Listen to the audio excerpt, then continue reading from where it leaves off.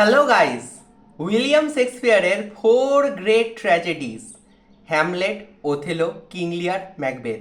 তো আজকে আমি এক্সপ্লেন করব কিং লিয়ার, যেটা লিখেছিলেন আমাদের উইলিয়াম শেক্সপিয়ার। তো চলো শুরু করা যাক।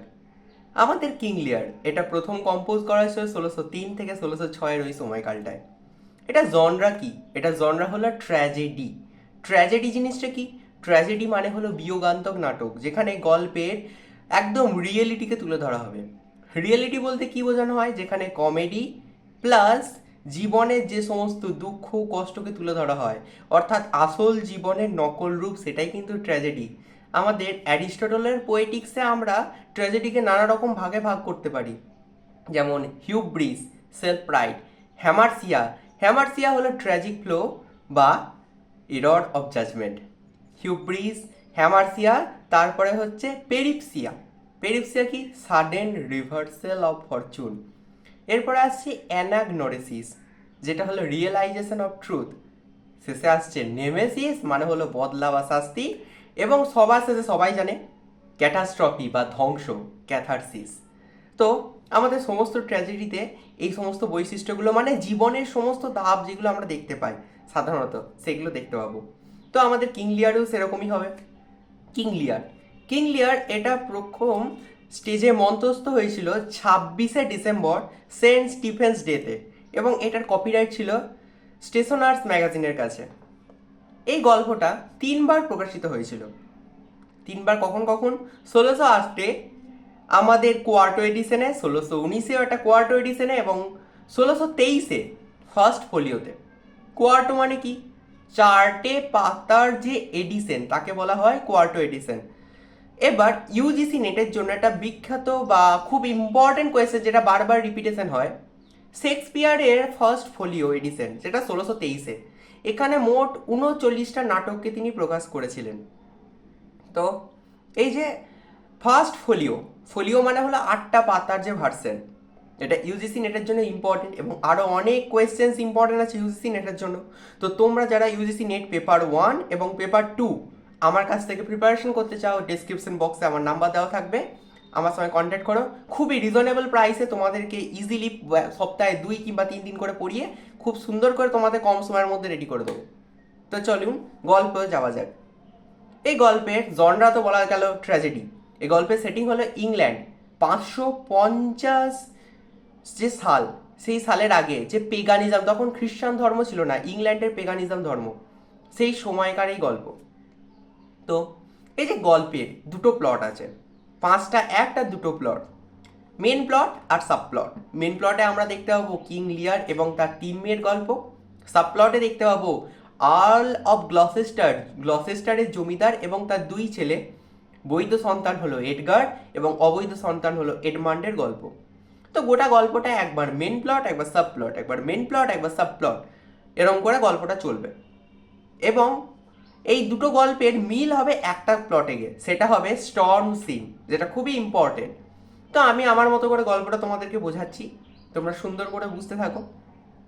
তো কিং লিয়ার গল্পটা শুরু হচ্ছে আর্ল অফ কেন্ট এবং আর্ল অফ গ্লসেস্টার। আর্ল মানে বললাম জমিদারদের বলা হয়, তো 2 জমিদারের কথোপকথন থেকে আমরা জানতে পারছি আর্ল অফ গ্লসেস্টারের 2 সন্তান, এডগার এবং এডমান্ড।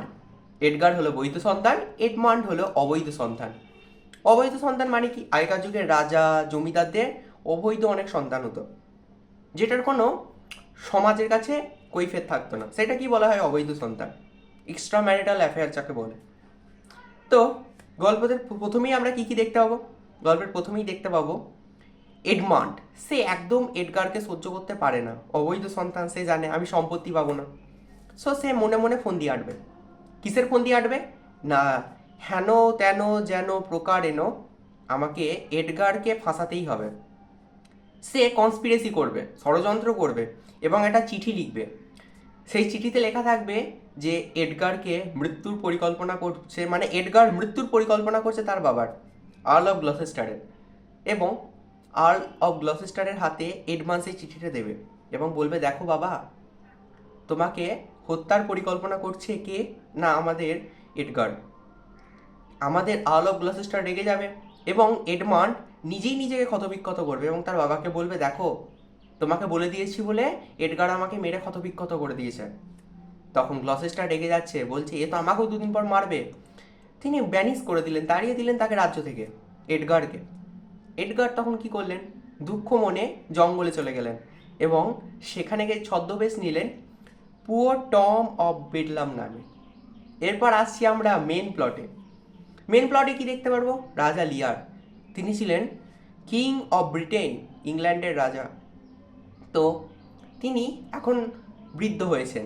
তিনি বলছেন যে এই যে আমার ইংল্যান্ডের ম্যাপ, আমি এই ইংল্যান্ডকে 3 ভাগে ভাগ করব এবং আমার 3 মেয়ের মধ্যে সমান ভাগে ভাগ করে দেবো। তার 3 মেয়ের নাম ছিল Goneril, Regan, Cordelia. Goneril, Regan আর কর্ডেলিয়া। গনেরিল বড় মেয়ে, রেগান মেজো মেয়ে, কর্ডেলিয়া ছোট মেয়ে। তোমরা কর্ডেলিয়া জানো, কর্ডেলিয়া চরিত্রটা কোথা থেকে নেওয়া হয়েছে তোমরা জানো, অন্য একটা গল্প থেকে নেওয়া হয়েছে।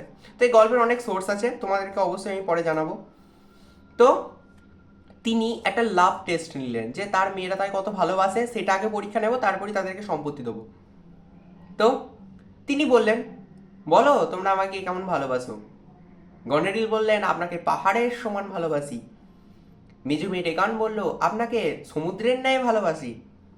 ছোট মেয়ে কর্ডেলিয়া বলল, মেয়ে হিসেবে যতটা ভালোবাসা দরকার ততটাই ভালোবাসি। সবজিতে নুনের মতো, অর্থাৎ রান্না করতে যতটুকু নুন দরকার ততটুকুই ভালোবাসি। এবার কিং লিয়ার গেলেন রেগে, হিউব্রিস হচ্ছে আত্ম অহংকার, এবং এরর অফ জাজমেন্ট, হ্যামারসিয়া হয়ে গেল। তিনি বললেন কর্ডেলিয়াকে দূর হয়ে যা, তাড়িয়ে দিলেন তার রাজ্য থেকে, কোনো সম্পত্তি দিলেন না। তখন কিং অফ ফ্রান্স সব কিছু জানা সত্ত্বেও, জানে কোনো সম্পত্তি নেই কর্ডেলিয়ার কাছে, তাও কর্ডেলিয়াকে বিয়ে করতে রাজি হলেন। এরপরে কোথায় আসছে না, গনেরিল আর কর্ডেলিয়ার সমস্ত সম্পত্তি পেয়ে গেল। একদিন রাজা লিয়ার গনেরিলের বাড়ি গেল। গনেরিল বলছে, বাবা তোমার এখনো সেই রাজাদের মতো এত সৈন্য সামন্ত নিয়ে যাওয়ার কি দরকার, কি নাও কেন তুমি এত সৈন্য সামন্ত নিয়ে যাচ্ছ। তখন রাজা লিয়ার রেগে গেল।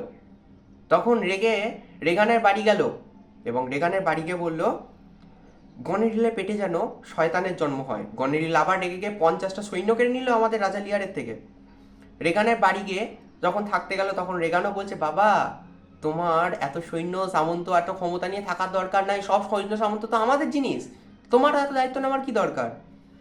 রাজা লিয়ার আরও রেগে গেল। রাজা লিয়ার যখন কর্ডেলিয়াকে তাড়িয়ে দিয়েছিল, তখন রাজা লিয়ারের একজন কেন্ট ছিলেন, আর্ল অফ কেন্ট, তোমাকে যে গল্পের প্রথমেই ছিল, তাকে তাড়িয়ে দিয়েছিল রাজ্য থেকে ভুল করে। এখন সে বুঝতে পারছে তার ভুল হচ্ছে, কিন্তু সে তাও রেগে গেল। সে রেগানের বাড়ি থেকেও চলে গেল এবং ঘোড়া ছুটিয়ে ঝড়ের মধ্যে চলে গেল। কাকে নিয়ে গেল না, ফুল বা বিদূষক। Shakespearean fools are not fool at all, but they are F U L L. Fool মানে বোকা, আর এফইউএলএল মানে যে পরিপূর্ণ, ফুল অফ নলেজ। তো শেক্সপিয়ারিয়ান ফুলস মানে যারা বিদূষক, ভাঁড় হয়, তাদেরকে বলা হয়ে থাকে তারা কিন্তু বোকা হয় না, তারা খুবই বুদ্ধিমান হয়। তো জঙ্গলে যখন ফুলের সঙ্গে রাজা গেলেন, তখন ফুল বললেন, আপনি এরর অফ জাজমেন্ট হয়েছেন, আপনি ভুল ডিসিশন নিয়েছেন, আপনার মেয়েদের মেনে নেওয়া উচিত। রাজা লিয়া তখন বলছেন, না, দে আর পেলিকান ডটার্স। পেলিকান ডটার্স মানে কি, পেলিকান হলো একটা মিথোলজিক্যাল বার্ড, যে জন্মের পর তাদের সন্তানরা তার মাকেই মেরে ফেলে মাংসের জন্য। তো তিনি বললেন, আমি ভুল করেছি, যে আমাকে প্রকৃত ভালোবাসতো তাকে না ভালোবেসে যে ভালোবাসতাম তাকে ভালোবেসেছি।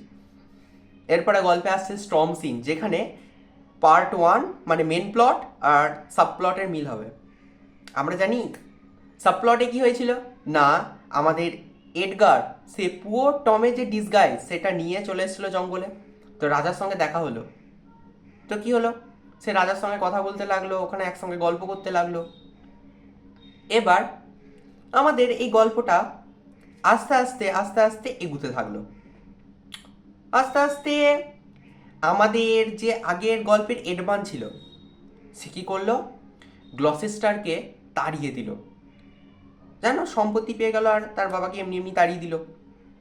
এখন তাড়িয়ে দেওয়ার পিছনে একটা কারণ আছে। গ্লসেস্টার চেয়েছিল রাজা লিয়ারকে বাঁচাতে, কিন্তু এডমান রেগে গেল। এডমান বলে, এত বড় দুঃসাহস, আমি তোমায় কোনদিন সহ্য করবো না, এবং তাকে তাড়িয়ে দিল রাজ্য থেকে।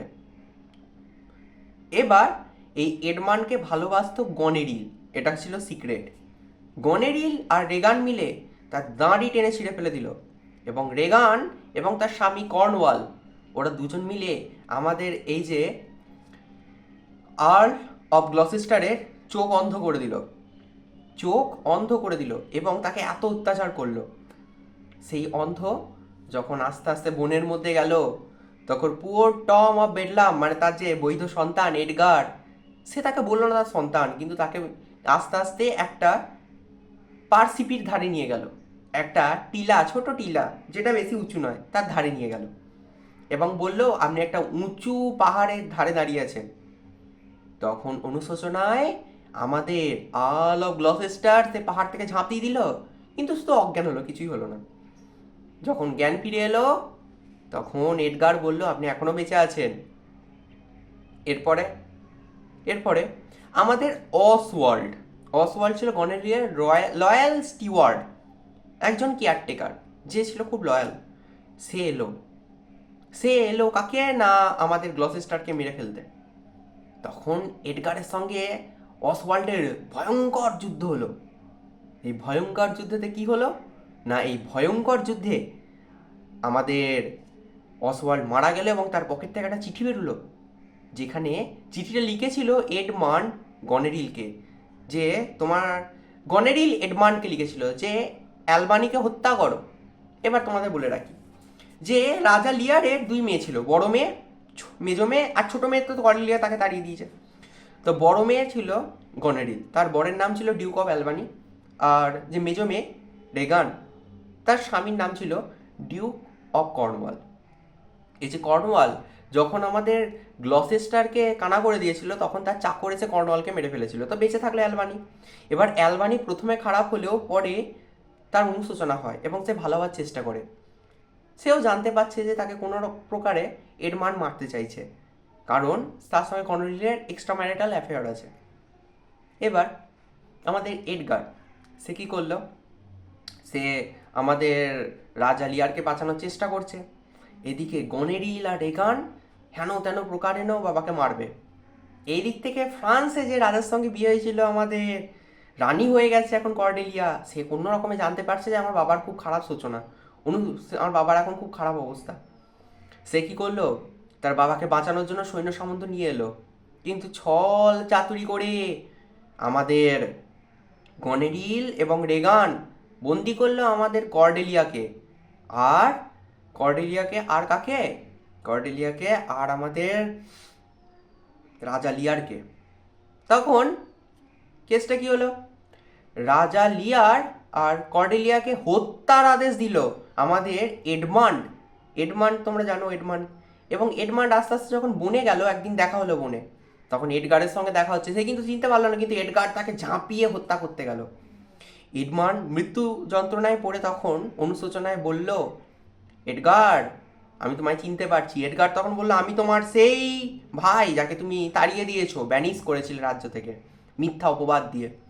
এডমান্ডের অনুশোচনা হচ্ছে এবং মৃত্যু শয্যায় বলছে আমি একটা ভুল আদেশ দিয়েছি, রাজা লিয়ার এবং তার ছোট মেয়ে কর্ডেলিয়াকে হত্যার আদেশ দিয়েছে, এমনভাবে হত্যা করা হবে যেন তারা আত্মহত্যা করেছে দেখে মনে হবে। এডগার গেল তাদের বাঁচাতে, কিন্তু কর্ডেলিয়াকে বাঁচাতে পারলো না। কর্ডেলিয়ার মৃতদেহ নিয়ে রাজা লিয়ার স্টেজের উপরে এলো এবং সেই মৃতদেহ নিয়ে অনুশোচনা করে বসে গেল তার উপর, এবং হার্ট ফেল করে সেই মৃতদেহের উপরে লুটিয়ে পড়ল। গল্প শেষের দিকে চলে এলো। এখন আমরা দেখতে পাবো গনেরিল রেগানকে মেরে ফেলবে এবং অনুশোচনায় নিজেও আত্মহত্যা করবে। পড়ে থাকলো কে, তিনজন। তিনজনকে কে, একজন হলো অ্যালবানি, একজন হলো কেন্ট, একজন হলো এডগার। তো আমাদের অ্যালবানি সে বলল কেন্ট, সেই যে আর্ল অফ কেন্ট জমিদার, এবং এডগার তোমরা এই রাজ্যটাকে এগিয়ে নিয়ে যাও। কিন্তু আমাদের আর্ল অফ কেন্ট বললেন আমার মালিক কিং লিয়ার যখন মারা গেছেন, আমার আর বেঁচে থেকে লাভ নেই, আমিও আত্মহত্যা করব। এডগার বেঁচে থাকলো সমস্ত কষ্ট যন্ত্রণার দুঃখের গল্প সবাইকে বলার জন্য। গল্প শেষ হয়ে গেল, সবাই মারা গেল, শুধু বেঁচে থাকলো এডগার। তাহলে বুঝতে পারছো গোটা গল্পটা শুরু হবে আনন্দ দিয়ে, কিন্তু গল্পটা আস্তে আস্তে জীবনের রিয়েলিটিকে তুলে ধরবে। প্রথমে কি হবে না, হিউব্রিস আত্মহংকার, রাজা লিয়ারের আত্মহংকার হবে, গ্লসেস্টারের আত্মহংকার হবে, ছেলেকে তাড়িয়ে দেবে, কিং লিয়ার তার মেয়ে কর্ডেলিয়াকে তাড়িয়ে দেবে। তারপরে হবে হ্যামারচিয়া, এরর অফ জাজমেন্ট, যে ভুলটা করলো তারা। তারপরে পেরিপসিয়া, পেরিপসিয়া হলো সাডেন রিভার্সাল অফ ফরচুন, হঠাৎ করে তাদের কি তাড়িয়ে দেবে। তারপরে হবে অ্যানাগনোরিসিস, রিয়েলাইজেশন অফ ট্রুথ, তারা বুঝতে পারবে তারা কি ভুল করেছে। তারপরে নেমেসিস, শাস্তি বা বদলা নেবে। এবং শেষে ক্যাটাস্ট্রফি, ধ্বংস, মৃত্যু, কিং লিয়ার মরে গেল। তো এই হলো রাজা লিয়ারের গল্প। তো তোমরা যারা এই গল্পটা খুবই ডিটেলসে পড়তে চাও তারা আমার কাছে এনরোল করতে পারো। Thank you, tata.